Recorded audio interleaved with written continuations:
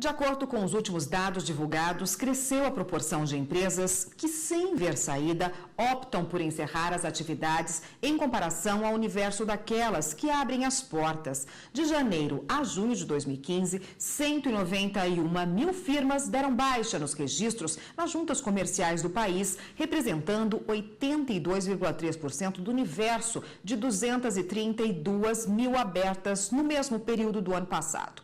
Os dados são da Secretaria da Micro e Pequena Empresa, com base nos cadastros das juntas comerciais de todo o país.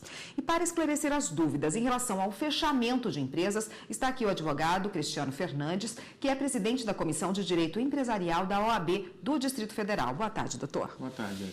Bom, eu queria que o senhor começasse falando qual é o procedimento hoje no Brasil para se abrir uma empresa. É simples? Desde que o empresário tenha já consciência de qual o objetivo que ele pretende atingir, qual o planejamento que ele tem que traçar, ele precisa, então, saber se precisará ou não ter um sócio, né? E depois registrar um contrato social na junta comercial e depois obter todas as liberações junto à Receita Federal e à Secretaria do Estado, como, por exemplo, o alvará de funcionamento. E o fechamento de empresa é burocrático? É mais burocrático que isso? O fechamento de empresa é mais simples, né? Depois da alteração que aconteceu no ano passado, na Lei Complementar 123, né, começou a ser liberado todo tipo de fechamento de empresa a partir simplesmente do pedido que é feito independentemente de dívida tributária, trabalhista ou outro tipo de dívida. Acontece que a redução dessa burocracia traz um perigo para o sócio, para a pessoa física do empresário. Por quê? Porque a lei que permite essa simplicidade, né, essa simplificação do fechamento da empresa, ela também atribui ao sócio empresário a responsabilidade pessoal pelo fechamento irregular da empresa, pelo fechamento com dívidas em aberto. Então, é muito importante que o empresário atente para esse ponto, para saldar as suas dívidas, negociar as suas dívidas com a Receita, com os trabalhadores, com os seus fornecedores, para depois fazer o fechamento, senão ele vai estar atraindo para o seu patrimônio pessoal uma dívida que é da empresa. Doutor, nós tivemos acesso a uns dados novos hoje, que saíram hoje. No Brasil, empresas que fecharam em 2015, somam 709 mil, mais de 709 mil. Em 2014, foram 142 mil, quer dizer, um número muito diferente, muito menor de 2014 em relação a 2015. O que vem contribuindo para esse fechamento até precoce de empresas? Sem dúvida nenhuma, o fechamento precoce de empresas sempre esteve relacionado com a falta de planejamento prévio do empresário para abrir aquele determinado negócio. Saber como constituir o preço, como atingir determinados clientes, respeito ao consumidor e também análise da carga tributária específica daquele tipo de negócio. Acontece que nos últimos meses, nos últimos anos, o Brasil passa por uma crise, que é uma crise também mundial, uma crise econômica e financeira que reflete também nesse fechamento precoce de empresas. Então, mesmo os empresários que se organizam, que respeitam o fisco, que respeitam o consumidor e o trabalhador, eles vêm tendo dificuldades de manter o seu negócio aberto. O senhor disse aí da carga tributária que incide sobre as empresas. Empresa tem que pagar imposto, né? Muita gente, às vezes, não faz essa pesquisa aí e abre uma empresa sem saber que tributos tem que pagar. Quem tem acesso ao Simples Nacional? Que tipo de empresa? No Simples Nacional, que é a Lei Complementar 123, ele traz toda a relação das empresas que podem e aquelas que não podem entrar no Simples. Não podem, por exemplo, entrar no Super Simples as empresas que mexem com crédito, né, as instituições financeiras e também empresas que mexem com bebidas alcoólicas, né, que fazem a compra e venda de bebidas alcoólicas e industrialização também. Já recentes modificações incluíram quase todas as prestadoras de serviço que antes estavam impedidas, como os contadores e os advogados, né? Agora, essas classes também poderão se submeter ao Super Simples e começar aí, no caso, por exemplo, da advocacia, com uma carga tributária de 4,5%, ao invés dos 27,5% da pessoa física. Doutor, que tipo de problemas uma empresa pode ter até implicações legais, que se complica aí, não consegue se manter e fecha as portas. Que tipo de precaução a pessoa deve ter e que tipo de implicações legais isso pode ter? A falta do planejamento, de um estudo prévio e de controle e organização da empresa, ele gera diversos males, né? O principal deles é a falta de atenção para a carga tributária, como nós já tínhamos dito, porque ou se paga menos do que deve ou mais do que se deve. Pagando menos, daqui a no máximo 5 anos, a Receita ou a Secretaria do Estado ou do município pode autuar a empresa e aplicar multas que podem chegar até 200%, né, do imposto. Essa é uma multa muito pesada. E pagando mais, ele está fora da competitividade daquele produto, né? Então, ele pode até fazer a restituição do que pagou a mais, mas durante um tempo ele efetivamente não concorreu com os seus vizinhos, com outras empresas. Tá ótimo, doutora. A gente continua nesse assunto no próximo bloco. A gente vai falar de recuperação judicial e falência. Só um minutinho, por favor, a gente já volta.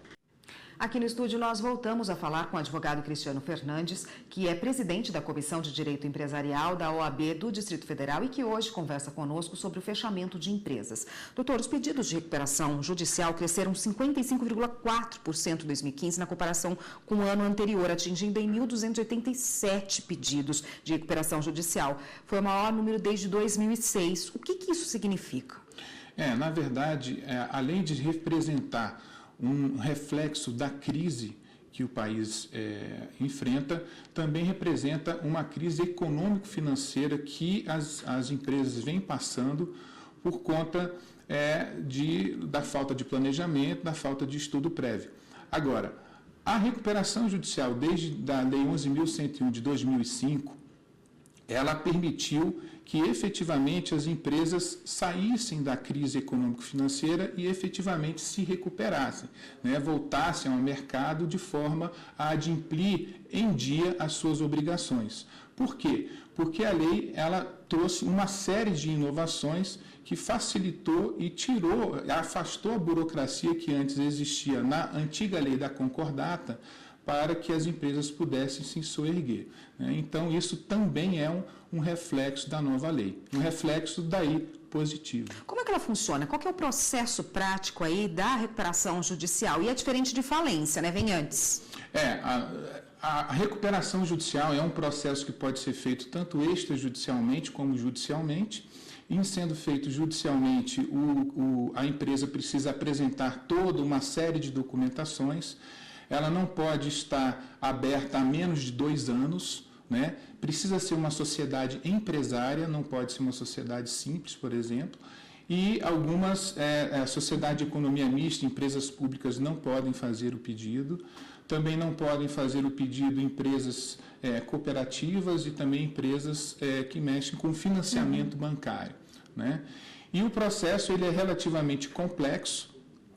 Ele se inicia com a petição inicial, com toda a documentação que a lei exige, e depois o juiz dá o deferimento do processamento da recuperação, em que haverá um prazo de 180 dias no mínimo para que o devedor possa, então, acessar os seus credores e tentar uma renegociação de suas dívidas, que inclusive pode chegar com descontos de 70% até 30% do valor original das suas dívidas. Doutora, as pessoas confundem muito fechamento de empresa com falência. A pessoa teve que fechar porque não tinha mais condições de manter. É diferente de falir, não é?